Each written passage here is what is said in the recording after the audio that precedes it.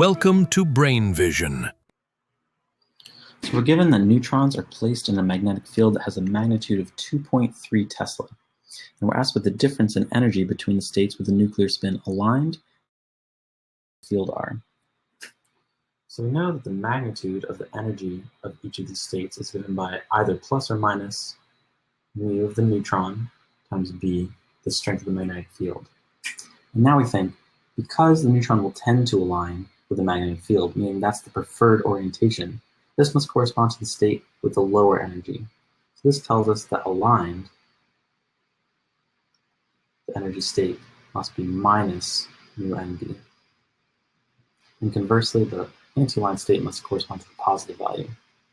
The energy difference between these two states is simply the difference between the two, which is just twice mu naught b, or mu sub nb rather. And this comes out to be a value of 2.22 times 10 to the minus 26 joules. Next, we're asked to find the frequency and wavelength that is absorbed or emitted by a photon. So a photon would mediate the transition between the spin-aligned state and the spin-anti-aligned state, or vice versa.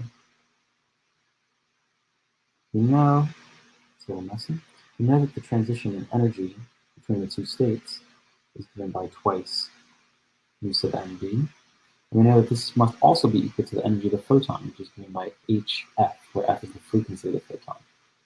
So solving for f now, we have that this must be equal to 2 mu n b over Planck's constant.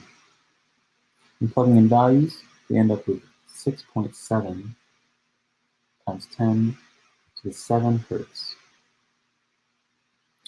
Now using a simple relationship that lambda is c, the speed of light, over f, we find that the wavelength of such a photon must be given by plugging in numbers again, 4.48 meters.